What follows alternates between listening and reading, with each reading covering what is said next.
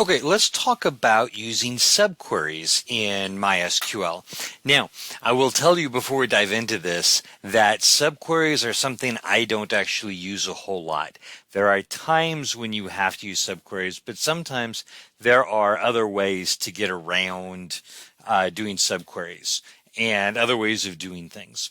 So subqueries do allow us to sort of combine information from two different tables. When we want to do that, there are better ways, joining the tables.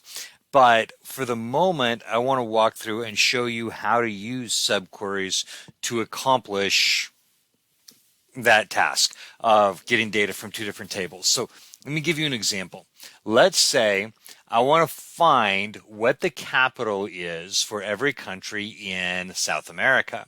So if I do select capital from country where continent equals South America, put that in quotes,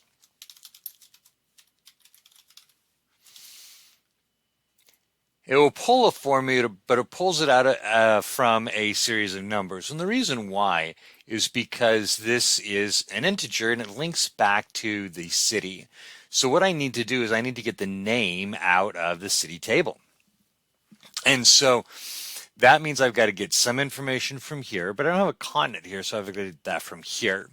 So I'm going to do this using a subquery rather than using uh, a join to show you how subqueries work. So here's what we're going to do. We're going to select the name from city. Now, I have to define the ones that I want. So this is where we get our subquery, where code, actually, let me double check that. It's ID. Good thing I double checked. Where ID is in, and remember we talked about this in a previous video, we're going to give this a list of values. And when it finds those values, then it knows to pull that data. So this is a list of values that I want. So I could type in all of these, but yeah, that sounds like too much work. So what I'm going to do is I'm going to do a subquery here. And I'm going to say select, and if we look at what I want the capital from the country table. So I'm going to select capital. Let me tab this over so it aligns nicely.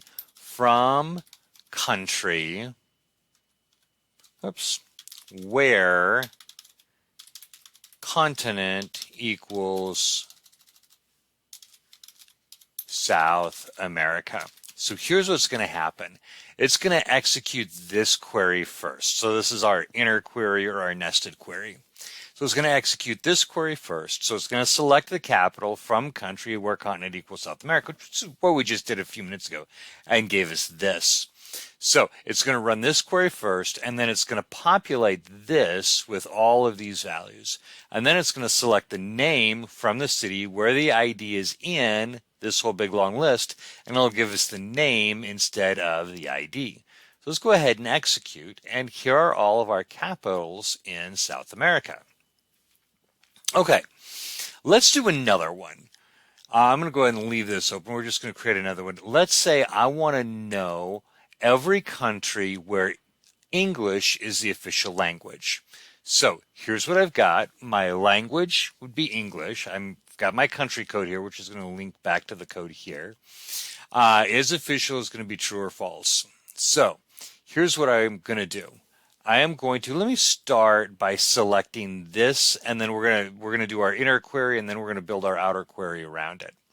So here's what we're going to do. My inner query first, we are going to select, and let me make sure I get the right thing here. Select language and, or country code, language, and, well, country code is what we want. The language and its official is going to be our criteria. So select country code from country language where language equals English and is official equals true, or T. There we go. And is official should be one word. All right, so let's execute this. And this is going to show us all of our country codes where English is the official language. Now I want the name. So for that, I'm going to do an outer query.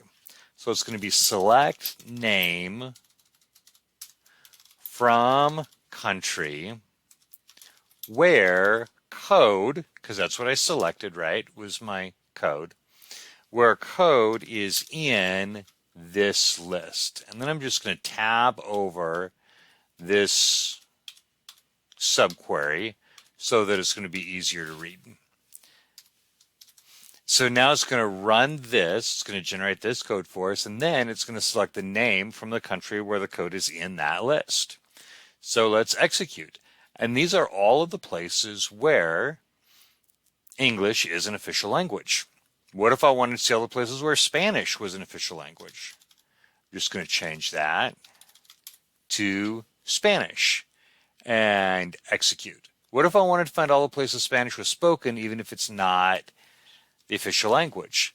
I'm just going to take this off where language equals Spanish, and now I don't care if it's true or false, and execute. And there's going to be my list. What if I wanted to count them all up? Well, then I would select the count of name from country and execute. 28 countries. Okay, so hopefully you get the idea of how subqueries can work. Now, like I said, as we go along, we're going to discover some cases some new and better ways to do some of these things.